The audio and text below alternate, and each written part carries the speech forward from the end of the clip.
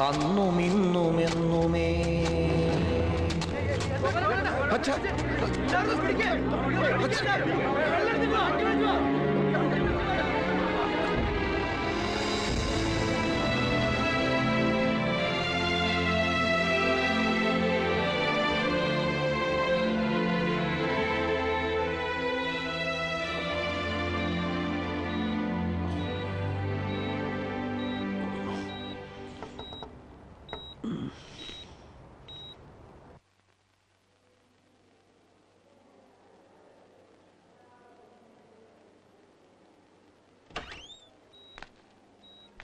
എന്താ പക്ഷേ?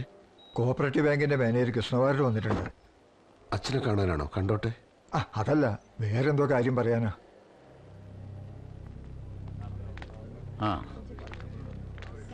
അച്ഛൻ എങ്ങനെയുണ്ട്? അതേ അവസ്ഥ തന്നെ. എന്താ വരേ?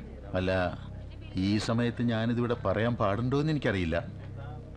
സൊസൈറ്റിയും ബാങ്കും ഒക്കെ പാർട്ടിയുടെ ആണെങ്കിലും ബാങ്കിലെ മാനേജർ എന്ന നിലക്ക് എനിക്കൊരു ഉത്തരവാദിത്വം ഉണ്ടല്ലോ. ഇടയ്ക്കെപ്പോഴെങ്കിലും ബോധം തെളിഞ്ഞപ്പോ മറ്റേ കാര്യത്തെക്കുറിച്ച് എന്തെങ്കിലും പറഞ്ഞിരുന്നോ? എന്ത് കാര്യം? നെല്ല് സംഭരിച്ച് അരിമില്ല് തുടങ്ങാൻ വെച്ച ഫണ്ടിൽ നിന്ന് എടുത്ത കാശാണല്ലോ. ആര് കാശെടുത്തു? സൊസൈറ്റിയുടെ എന്തോ അത്യാവശ്യത്തിന് ഗോപാലേട്ടൻ ബാങ്കിൽ നിന്ന് 20 ലക്ഷം രൂപ എടുത്തിരുന്നല്ലോ. സൊസൈറ്റിയുടെ അത്യാവശ്യത്തിനോ? അങ്ങനെ ഒരു കാശിന്റെ ആവശ്യം വന്നിട്ടില്ലല്ലോ. ഇന്നലെ വരെയുള്ള കണക്കുകളൊക്കെ ഞാൻ നോക്കിയതാണല്ലോ. അതെനിക്കറിയില്ല. ബാങ്കിൽ നിന്ന് പിൻവലിച്ചതിന് ബാങ്കിൽ തെളിവുണ്ട്.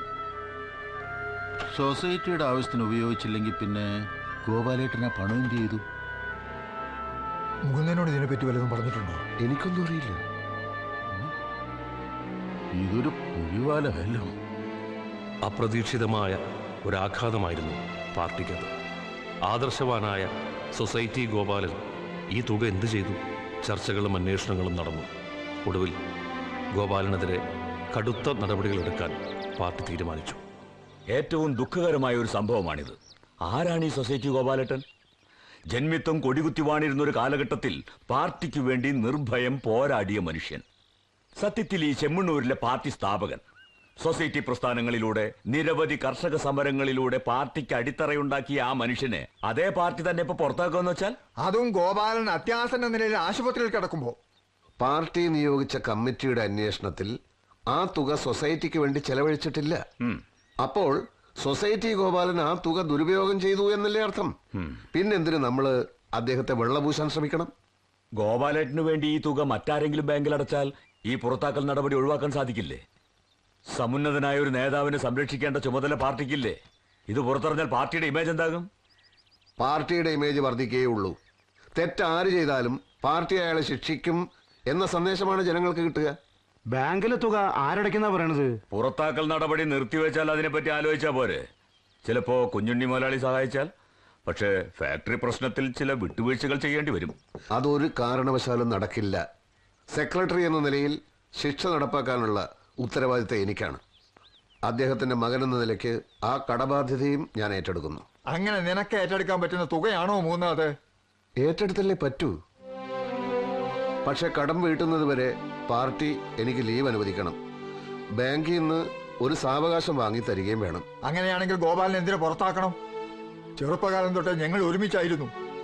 എനിക്കറിയാവുന്നതുപോലെ ഗോപാലൻ ഇവിടെ ആർക്കും അറിയില്ല. പുറത്താക്കാൻ നടപടി അംഗീകരിക്കാൻ എനിക്കാവില്ല. അത് രാമണ്ണി മാഷിന്റെ വ്യക്തിപരമായ അഭിപ്രായം. ഇത് പാർട്ടിയുടെ തീരുമാനം. ദിവാര, പ്രമേയം വായിക്ക്.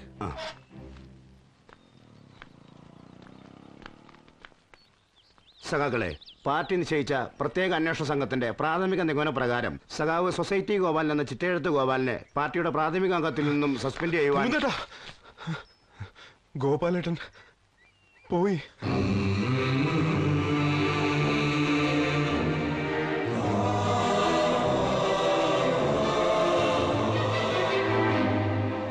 നിങ്ങളുടെ പാർട്ടിക്ക് CID പണയുണ്ടെന്ന് നിങ്ങൾക്കറിയില്ലെങ്കിൽ എനിക്കറിയാം. അതുകൊണ്ടാ ഫോണിൽ പറയണ്ടെന്ന് ഞാൻ പറഞ്ഞത്. ഗോപാലേട്ടന്റെ ശവസംസ്കാര ചടങ്ങിന് പോയിരുന്നു. ഒരർത്ഥത്തിൽ ഗോപാലേട്ടന്റെ അസുഖവും തുടർന്നുണ്ടായ മരണമാണല്ലോ കാര്യങ്ങൾ നമുക്ക് അനുകൂലമാക്കിയത്. പറയേ, എങ്ങനെയാ നിങ്ങളിത് ഒപ്പിച്ചത്? സൊസൈറ്റിക്ക് വേണ്ടി ഒരു എമൗണ്ട് ലോൺ എടുത്തപ്പോ ഗോപാലേട്ടൻ ഒപ്പിട്ട ഒരു ബ്ലാങ്ക് ചെക്ക് സെക്യൂരിറ്റി എന്ന നിലക്ക് വാങ്ങി സൂക്ഷിച്ചിരുന്നു. അതിലൊരു 20 ലക്ഷം രൂപ എഴുതി പണം ഡ്രോ ചെയ്തു. കണ്ടുപിടിച്ച അകത്താവുന്ന കേസാണ്. പക്ഷേ നിങ്ങൾ രണ്ടുപേരും എന്നെ കൈവിടില്ല എന്നുള്ള കൊള്ളാം.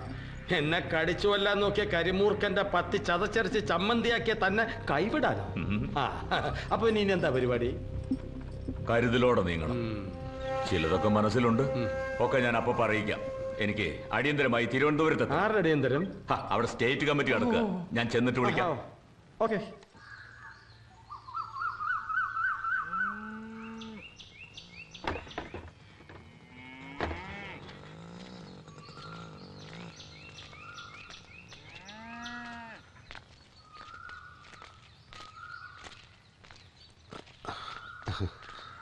എന്താ മുകുന്ദേട്ടാ ഇത്? ഇവിടെ തന്നെ ഒരേ ഇരിപ്പാണ്. വൈകുന്നേരം ജംഗ്ഷനിലോട്ട് വരാനിരുന്നതാണ്. നാളെ മുതൽ ചായക്കട തുറക്കണം. 2-3 ദിവസമായിട്ട് മുകുന്ദന്റെ കാര്യം തന്നെ ഞങ്ങൾ ആലോചിച്ചത്. ചില്ലറ ഭാരമാണോ തലയിലെടുത്ത് വെച്ചത്? 20 ലക്ഷത്തിന്റെ ബാധ്യതയല്ലേ? എത്ര കാലം പരിപ്പോടെയും ചായയും വിറ്റാലാ 20 ലക്ഷത്തിന്റെ കടം വീട്ടാൻ പറ്റുക? അത് പ്രായോഗികമാണോ? എനിക്ക് വേറൊരു പണിയും അറിയില്ലല്ലോ. അല്ലേ പിന്നെ കിളക്കാനോ തെങ്ങ് കയറാനോ പോണം. തെങ്ങ് കയറിയാൽ നല്ല തഴമ്പുണ്ടാവുന്നല്ലാതെ ഇത്രയും പണം എങ്ങനെ ഉണ്ടാക്കാനാ? എല്ലാ വശങ്ങളും ഞങ്ങൾ ആലോചിച്ചു മുകുന്ദ. ജില്ലാ കമ്മിറ്റിക്കും മുകുന്ദന്റെ കാര്യത്തിൽ ആശങ്കയുണ്ട്. മുകുന്ദന് കടം കയറി നിക്കക്കളി ഇല്ലാതായാൽ പാർട്ടിക്കല്ലേ അതിന് ക്ഷീണം. അതുകൊണ്ട് എല്ലാവരും ചേർന്ന് ഒരു തീരുമാനത്തിലെത്തിയിരിക്കുക. എന്ത് തീരുമാനം?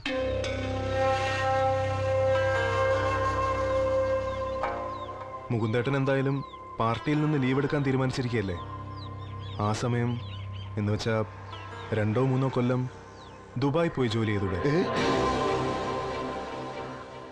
ഐസ് മിഠായി വിറ്റ് നടന്നിരുന്ന കുമാരൻ, കൂലിപ്പണിക്കാരൻ വാസു, ആശാരി ബാലൻ, അങ്ങനെ എത്ര പേരാ ഗൾഫിൽ പോയി ലക്ഷപ്രഭുക്കളായത്? എന്നെ ഒരു ലക്ഷപ്രഭു ആക്കാനാണോ പാർട്ടിയുടെ തീരുമാനം? ലക്ഷങ്ങളുടെ കടം വന്നാൽ അത് വീട്ടാൻ ലക്ഷങ്ങൾ തന്നെ വേണ്ടേ? മറ്റാരെങ്കിലും സഹായിക്കാമെന്ന് വെച്ചാൽ അത് മുകുന്ദന് സമ്മതമല്ല.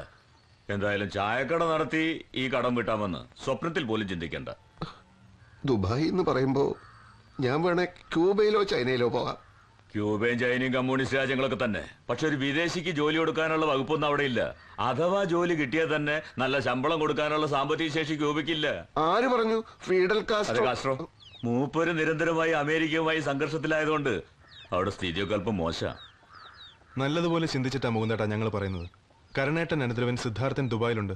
അവൻ മുഖേന ഒരു വിസ സംഘടിപ്പിക്കാൻ ഒരു പ്രയാസവുമില്ല. ജില്ലാ കമ്മിറ്റി പറയുന്നത് മുകുന്ദനെ പോലെയുള്ള ഒരു നേതാവിന്റെ ആവശ്യം ഇപ്പൊ ദുബായിലുണ്ടെന്നാ. ആയിരക്കണക്കിന് മലയാളികൾ ജോലി ചെയ്യുന്ന സ്ഥലമല്ലേ.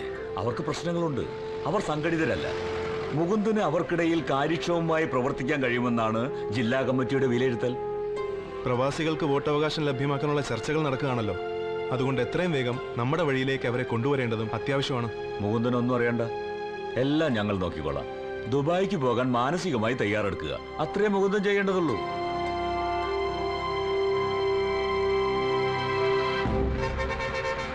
ബസ് വരുന്നുണ്ട്.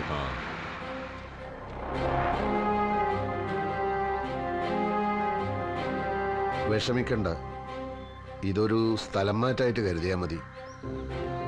മാറാത്തതൊന്നേ ഉള്ളൂ മാറ്റം എന്ന് മാർസ് പറഞ്ഞിട്ടുണ്ടല്ലോ. കടബാധ്യത തീർക്കാനാണെങ്കിലും അവിടുത്തെ തൊഴിലാളികൾക്കിടയിൽ പ്രവർത്തിക്കാനാണല്ലോ ഞാൻ പോകുന്നത്.